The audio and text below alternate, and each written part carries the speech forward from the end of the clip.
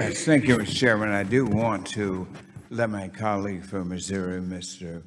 Lukemeyer, I agree with him and work with him on CECL, but I also want to say that to clarify that Ms. Waters, who is chairman of this, chair lady of this committee, is very much concerned about the status of minority owned and depository institutions, and she's asked us to look at that, as well as she have an open mind to the CECL question as we get to it. But in my last few seconds, it is very important. Banks are the heart of our financial system. And with the growing population among minorities, there could not be a more crucial hearing than today, Mr. Chairman, and I look forward to a very excellent hearing. Thank you. Thank you very much, Mr. Chairman. Let me just commend you. This is an extraordinarily important and critical issue. And let me tell you just how critical this is. You have to put it in the framework of a history of our country when it relates to this issue, paramount of which came during the Civil War. You know, when Alexander Hamilton, even during the Revolutionary War, when he set the principles and the foundation of our great system, wouldn't have been here without that great centralized banking system, which required every state of the 13 states at that time to have a bank and organize it into a major central bank to power. But something happened just a little while later. It was a civil war, tore the whole country apart, which ripped this banking system apart. But it had to come back together very quickly. But here's the point. It didn't come back for 4.5 million black slaves. But they realized that they had to do something. And that's where the Freeman's Bank came. And then later on with Plessy Vergas Ferguson, separate but equal, they wouldn't let the black folks go in the white folks' bank, so they had to get black banks. Here's my point. Right now, you got Mr. James Ballantyne, who's just left. He's president of the American Bankers Association, African American. Mr. Kelly, you're president of the National Bankers Association, African American. Wonderful. What I'm saying, the pieces are here, but the energy, the thrust, the urgency of this government to respond to this is not. Now, we had 4.5 million slaves there without banking.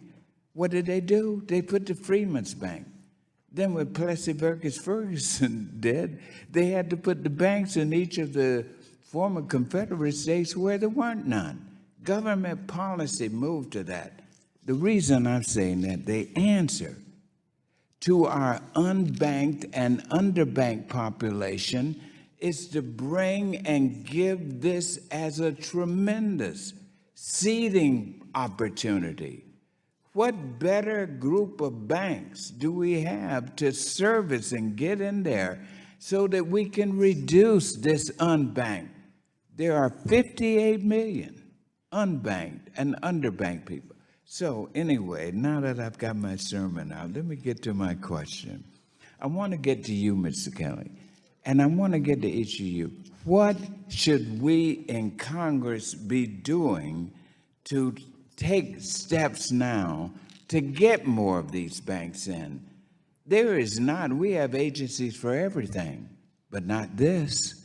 We used to have some efforts, but unless we get an institutionalized approach, that there is an entity here in the federal government whose sole purpose is to increase minority depository institutions and have that as a primary goal of being able to enrich the banking system by solving this. It's a shame to have 58 million unbanked and underbanked. Say you on that. What else should we be doing? Congressman Scott, thank you for that, and it aligns with my opening statement. We talked a little bit about the creation of the Federal Reserve System in 1913, the FDIC in 1933. Yeah. My point was that leadership matters, but policy matters more.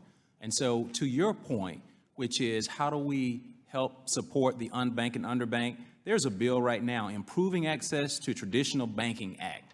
We need to make that happen soon. We need to ensure that there is a fund created for MDIs to support financial literacy and alternative predatory products.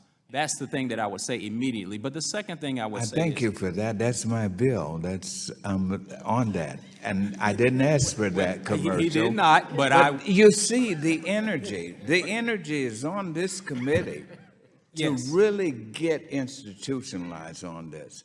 And if they did it for the slaves coming out of the Civil War, 4.5 million, surely we can do it to really solve the problem of getting to 58 million underbanked.